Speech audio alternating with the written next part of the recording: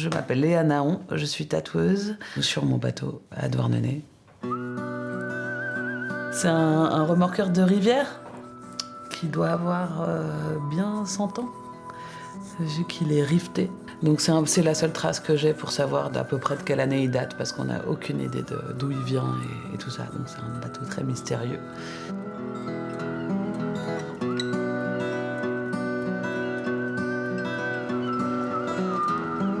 Je suis pas du tout voile, mais j'ai toujours aimé les gros bateaux de pêche, les bateaux en métal. Plus ils étaient rouillés, plus ils me plaisaient. Ce genre-là, quoi, qu'on voit sur la côte bretonne en l'occurrence, parce qu'il y a plein de ports de pêche, mais tous les gros trucs de travaux, etc., que je sais pas trop à quoi ils servent, j'adore, quand il y a plein de tours de métal, de morceaux qui sortent de partout.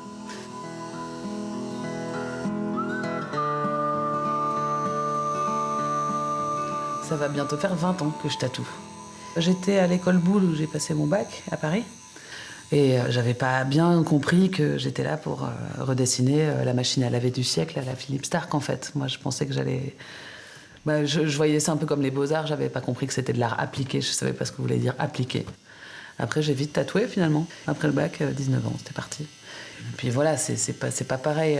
Là, on a un autre support, il y a le corps qui rentre en jeu, la peau elle-même, elle est vivante, elle réagit, la personne a mal des fois, et du coup ça bouge. Et c'est, moi je trouve l'une des meilleures formations de dessin qui existent au monde, en fait. Quand je suis arrivée à Liège, j'avais pas d'endroit où tatouer, quoi. Et je trouvais ça assez cool de me mettre dans un bateau pour faire, mais il fallait quand même de la place, quoi. Et arrivé par le biais d'un ami, l'annonce du Rainbow. Mais je l'ai acheté sans rien connaître au bateau. Lui, il m'a fait visiter, il m'a montré comment ça démarrait. J'étais là, ouais, c'est impressionnant, mais ça m'a pas parlé plus que ça, quoi. C'est juste que je le trouvais super et puis une fois que t'as ça dans les bras, de toute façon, t'as pas le choix de t'y connaître et de t'y intéresser, parce qu'il faut savoir, quoi. Maintenant, je rachèterais pas pareil, quoi, tu vois.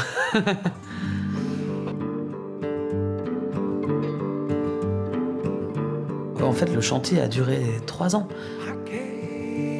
C'était énorme, je m'en rendais pas du tout compte. Il était déjà aménagé. Donc je m'étais dit, bah cool, clé en main, super, let's go, quoi. Mais l'aménagement, c'était...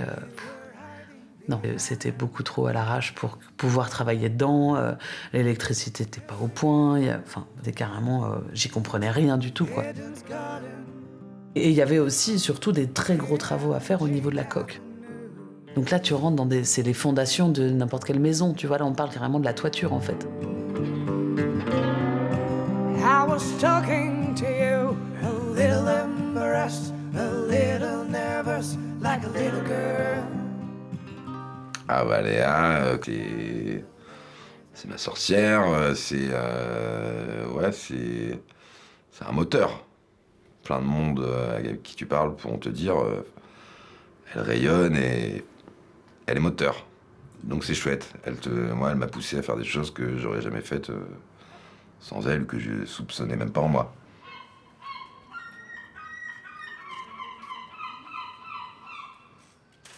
Quand je suis allé la voir à Liège pour la première fois, elle m'a fait visiter le bateau qui était vide, les travaux n'avaient pas commencé, donc elle avait vraiment épuré tout l'intérieur. C'était son projet de tout refaire.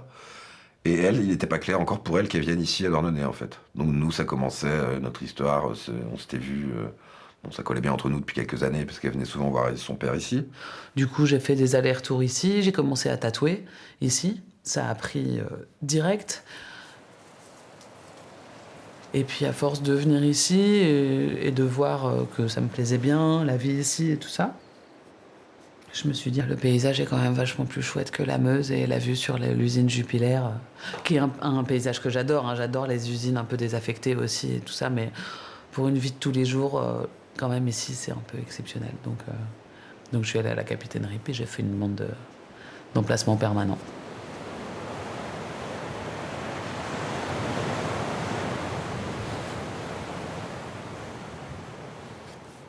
L'inspiration par rapport aux animaux que je dessine ne vient pas forcément de l'amour que j'ai pour la mer. J'ai une passion, mais une peur phobique des baleines et des krakens. Et évidemment qu'ils veulent manger que moi quand je vais dans l'eau. Là-dedans, t'as un amour-haine, quoi, qui fait qu'il y a une passion sans borne et que j'adore regarder des documentaires sur tous les monstres marins, etc. Mais ce qui me fait d'autant plus peur pour jamais aller me baigner, quoi. Donc j'adore la mer. Ma seule manière pour moi d'y aller, c'est sur un bateau.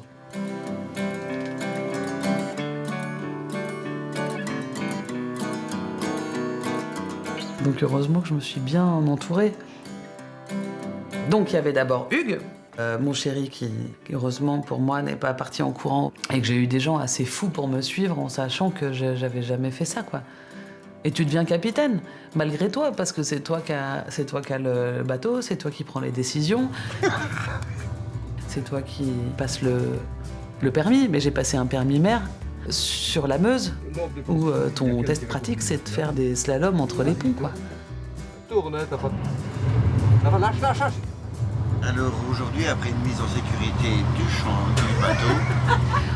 Entre-temps, il y a eu aussi Claudie, donc un Belge qui est marinier. Donc lui, il a l'habitude de manœuvrer des barges de 120 mètres de long.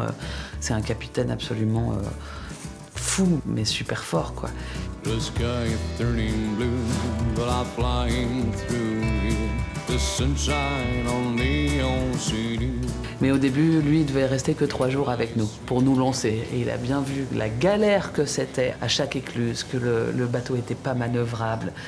Et puis des problèmes techniques, mécaniques, de taré, enfin des problèmes d'un bateau de 100 ans, quoi, qui a pas envie de reprendre, de se remettre à ce point-là au travail, etc. Donc assez colérique.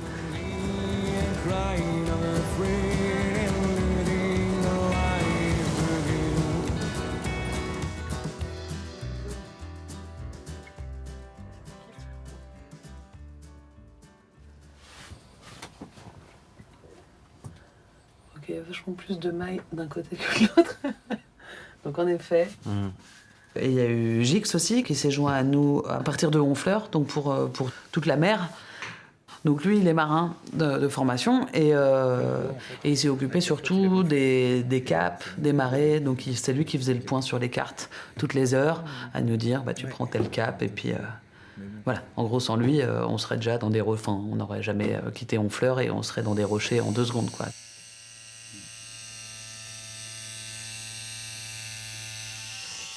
Ça va ? Quoi? Ça va ? Ouais, bah, c'est mon côté plus dur. Ça. Ouais. Léa, c'est une aventurière. On s'est rencontrés au café. Elle m'a parlé de son bateau. Je lui ai parlé de mon expérience maritime. Et le projet, ça m'a séduit tout de suite. Voilà, ramener une péniche, entre guillemets, un remorqueur péniche par la mer. Moi, j'avais besoin de découvrir ce que c'était qu'un bateau pas marin, en plus. Donc c'était une super expérience. Je vois ce que c'est qu'un bateau pas marin.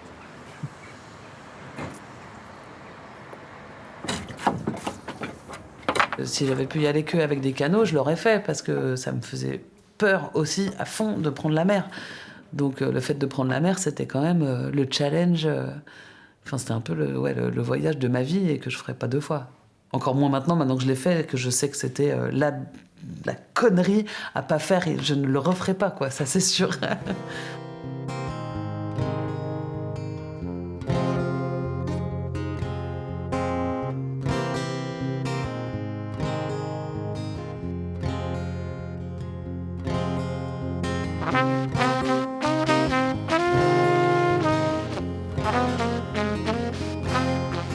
La forme du bateau nous permet pas beaucoup de choses. Le moteur avait été refait, mais c'est un moteur qui vient d'être refait, donc est encore en rodage. Donc il a fallu être prudent, on y a été petit à petit aussi, et puis découvrir le bateau en même temps qu'on navigue, voir ses limites un peu, ce qu'il aime pas. On a bien checké les météos, si tu veux. Avant chaque journée, s'il fallait attendre une journée ou 2 dans un port, on attendait, on risquait pas. On avait en tête que c'est un bateau fluvial, que c'est pas fait pour aller sur l'eau, que faut pas rigoler. Il y avait le rat Blanchard à passer, on l'a passé super avec les dauphins, super temps, parce qu'on a décidé du jour où on le passait. Mais la veille ou le lendemain, ça passait pas, on n'y allait pas.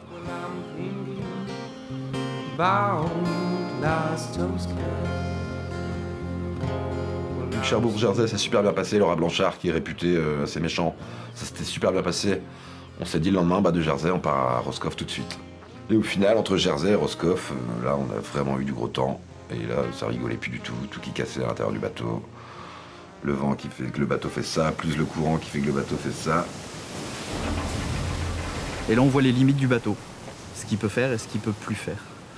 C'est là où on a fait demi-tour, on est revenu vers Saint-Malo, et puis pour après faire du cabotage gentiment, en saut de puce. On aurait pu mourir là-dedans, on aurait pu plein de choses, on était un danger public pour les autres avec 35 tonnes de métal lancé en pleine mer. Enfin voilà, c'est quand même n'importe quoi quand on y pense. Mais tous les petits éléments ont fait que ça s'est quand même bien passé, quoi. Mais on a eu vraiment énormément de chance. Allez, équipe. Ah, l'écluse. On se viande pas dans cette écluse-là, ok? Non, pas celle-là. Tu peux dire à Claudine de leur faire un petit coup de klaxon l'écluse? Ah bah attends, obligé. Moi je suis dans le stress. Donc quand je regarde en arrière, c'est surtout le côté humain qui est énorme. Tous les gens qui se sont greffés, c'est 10 000 fois plus riche que toute l'aventure qu'on a pu vivre. Et puis, sans oublier l'annonce du fait que j'étais enceinte 4 jours avant de partir, qui a clôturé le voyage, en fait. Enfin, qui était au début du voyage, mais qui a sublimé, en fait, le voyage. Bon, ça dépend selon les aspects, hein, parce que faire un voyage comme ça pendant les premiers mois de grossesse, je t'avoue que c'est pas toujours la sublimation, mais voilà, on arrive à une finalité qui fait que la nouvelle vie, elle commence vraiment à la fin du voyage. Et là, 10 000 fois plus, avec Gaston qui va débarquer dans quelques mois, quoi. En fait, le fait d'avoir Gaston, on arrêtait tout de suite l'espoir de vivre sur le bateau, mais de tatouer dessus, j'y suis toute la journée. Donc j'y suis même plus que si j'y habitais, ou t'y es que le soir, et tu vas te coucher. Et puis on voit vachement plus le temps qui passe dedans, tu vois, on est dans la timonerie, où il n'y a que des vitres, et tu vois une tempête qui passe, le premier rayon qui perce, t'es là, tu le vois, quoi. Et puis l'ambiance, t'as l'odeur, il y a tout qui va avec. Donc ça, c'est quand même super exceptionnel, quoi.